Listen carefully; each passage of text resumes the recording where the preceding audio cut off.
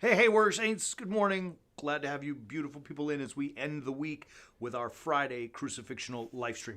We want to encourage you to visit warriorsaints.org. There is a crisis in masculinity, a crisis where men don't really know which way is up and which way is down because we're called to be this and called to be that, and yet somehow we know inside ourselves, our very DNA, it's like, that ain't right. I mean, like we said yesterday, when the cover of the Playboy magazine, the Playboy bunny, is a dude, something ain't right. And when you watch a TV show called Chad about a little boy in high school, 14, 15 years old, and the character is played, the actor is a woman, that ain't right. Stuff is backwards. It's all screwed up. And we got that like burning call inside us to be really ferocious, leading, strong men. We know we have to be men of responsibility, men with purpose, men who have character, men who know how to take care of our women, to treat our women. But yet, to recognize that though men and women are equal in society, we are not interchangeable. We are not the same. You can't replace a man and his role with a woman. It just doesn't work, nor should you. And vice versa, that no woman's role should be replaced and filled by a man. We're not interchangeable. We have specific gifts, and we gotta make them come to fruition. And that is being, like I said yesterday, it's an assault. We can use that word. And so we are dedicating as Warrior Saints, our focus has shifted to be entirely focused on men and not, grizzly, mountain men. I mean, that's fun too, and that's part of it maybe, but really to be Christ-like men, what we're calling Warrior Saints. And we have found 4 key pillars. To be a true man, a warrior saint, you got to be a king, you got to be a knight, you got to be a mentor, and you got to be a lover. And at warriorsaints.org, all of our teaching is now going to focus and direct towards that, to helping men to help males become men. Get it. If you're a fella, get it. If you're a woman who's got a fella, or maybe got a fella who's a son, get it. $8. Come on, man. It's worth it. You're worth it. As we speak about those 4 pillars, one of them is being a mentor.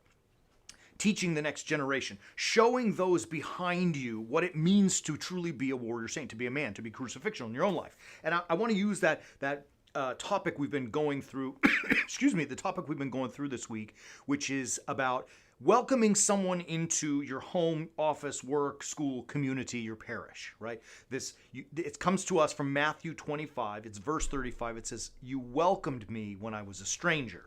Right? So Jesus is saying, you know that story. You fed me hungry, clothed me naked, visited me sick, welcomed me as a stranger. This is, and the response is, when, Lord? When you did it to the least of my brothers. And the last couple of days, we talked about how we have to, sacrifice a little bit of our own desire and our own time to visit with our friends and family in our fellowship hours or at work or at school and welcome the stranger. And we also talked about an experience that I had yesterday where I visited a new church that I'd never been to, and I was totally, really not prepared for what was going on. And Mary, Midge, and Millie took good care of me. I mean, great stuff. Today, I want you to mentor that. Pass that to your children, right? So look, for those who have children, obviously, and if you don't yet have children and will someday, take this and put it in there, man. Keep it in there, because when you do have children, you're going to teach them too. If you don't show them, model for them how to be a welcomer, to be hospitable, they're not going to, right? If all they see in you is selfishness, always focused on myself, they don't have any choice but to become just like that. I mean, it's very rarely does a child so exceptional that he or she can diverge from the path of maybe not great home life and become exceptional. It's hard because we're like sponges, right? We absorb the environment that we're in, right? A sponge in water absorbs that water. So we want to make sure that the environment in the bucket of the water in the bucket of our lives that we show our kids is clear and pure and clean, and that's not filled with selfishness, but that it's filled with a crucifixional life. So it might be a worthwhile thing as you are welcoming a stranger into your church or into your home, that you show them how to do that. All right, I'm going to give you 2 real examples.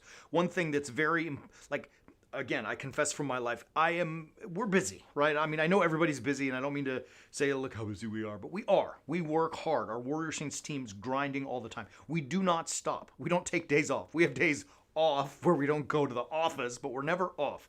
We're always working. And at the end of the day, man, I need some space. I want to be home by myself, right?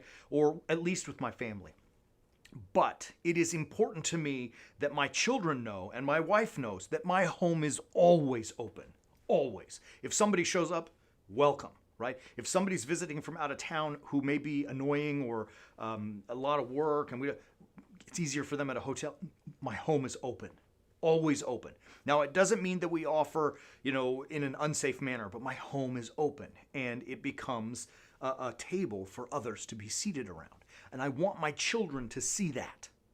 Likewise, I take my girls. So when we have our services, our worship on Sunday, afterwards, I'm usually one of the last to come out of the church. We're cleaning up and, preparing everything, to get the church back into the right shape. And it sometimes ends up being about the same time that my children get out of Sunday school. So the times kind of like line up. And then we go next door, some days, we go next door into our fellowship hour, our coffee hour in our ballroom. And it's a zoo in there. It's beautiful. Like, it's crazy because there's a lot of people and it's loud and everybody's hanging out and talking and drinking coffee and donuts and bagels and having a good time. But there's always someone new at our parish. There's always a visitor, a guest who doesn't know anyone, who doesn't know what's going on. And I have tried to take my girls and with me as I go to greet those people and say, look, welcome to our parish. Welcome to our church, right? Like, I want them to see me doing that behavior. And look, here's funny. I'm the priest, right? I have just worked, listen, follow this line. I have worked my you-know-what off to serve the services, to preach to the best of my ability, all the preparation that goes there. I'm up early. I'm up late the night before prepping, all that kind of stuff. I'm tired. And really, I've done my work. The people should be at that point serving me, right? But I don't let that happen. I go and try to serve our guests and our visitors. And I want my girls to see that so that they, my ferocious little lionesses, they know the same thing. This is, all this rambling is to say, Warrior Saints, mentor that to your children. Teach them what it means to be hospitable.